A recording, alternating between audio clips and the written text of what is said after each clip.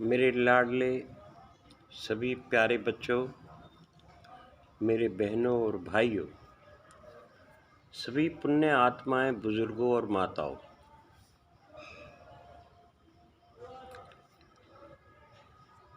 बच्चों पीछे हमने क्षेत्र की बात की, योगी की बात की। अब आप योगी की परिधि में हैं। इसके बाद आपकी ब्राह्मण अवस्था आएगी। यहाँ आप एक बात अच्छी तरीके से जान लें। यहाँ आके ये जो शक्तियाँ हैं, रिद्धियाँ हैं, सिद्धियाँ हैं, ये अब आपके पास आनी शुरू हो चुकी हैं। इन रिद्धि सिद्धियों का प्रवेश अब आपके अंदर आना शुरू हो गया है। इसमें एक बात का ध्यान रखेंगे अब आप कि साधु होना, संत होना, सन्यासी होना, त्यागी होना, ये तुम्हारे कहने से नहीं है। मान लिया आप काम वासना को अपनी को मार रहे हो, आप अपनी काम वासना को मार रहे हो। मान लिया आपने काम वासना मार ली, लेकिन मन में अगर इनका उद्गार अभी भी है, मन की सोच अभी भी अगर वहीं कहीं घूम जाती है,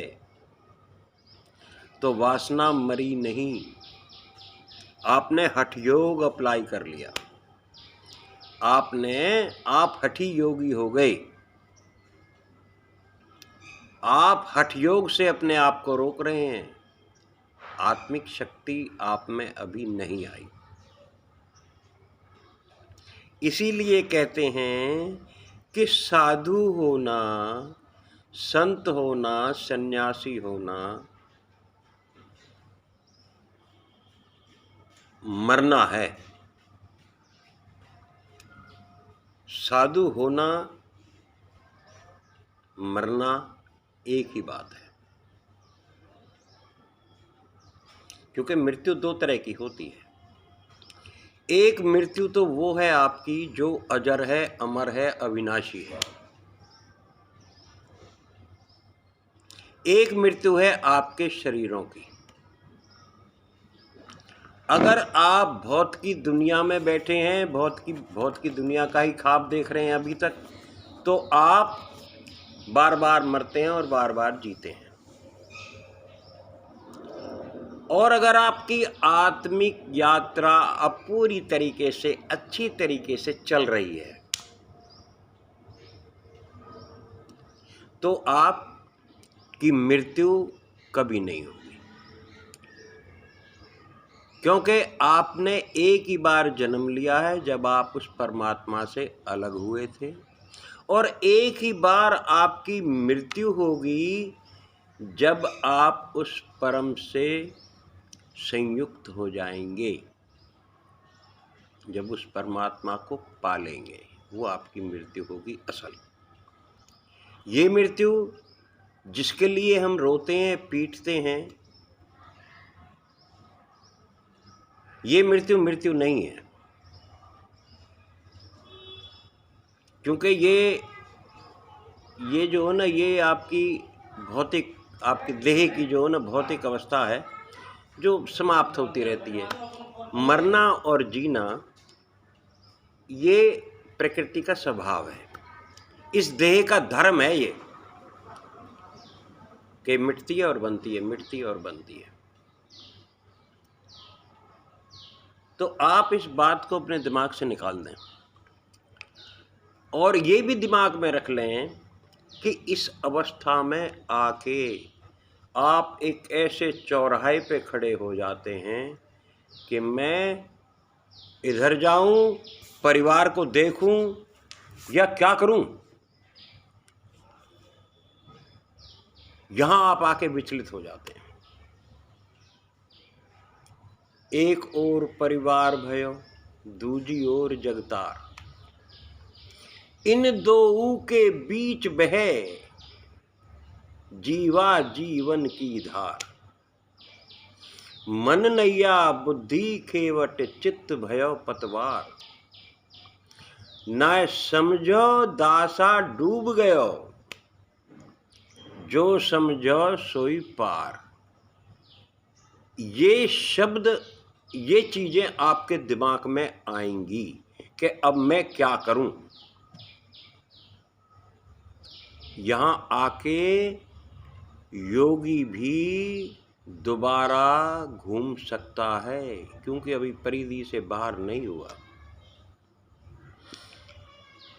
यहां आके इन ख्यालों की उत्पत्ति, इन चीज़ों की जब उत्पत्ति जो ना फिर दोबारा जन्म ले लेती है, दबते दबते दबते दबते आपकी ज्ञानेंद्रियों के माध्यम से, आपके मन के माध्यम से, आपके चित्त के माध्यम से, आपकी बुद्धि की सोच के माध्यम से, तो आप दोबारा भी वापस ही कर सकते हैं।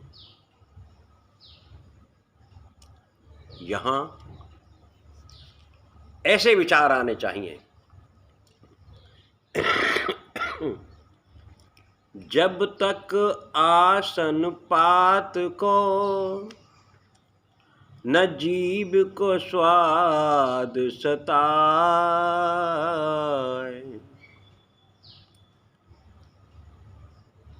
हर सांसा कान्हा कहे तो कान्हा दास कहा। जब सिंहासन की ओर लखे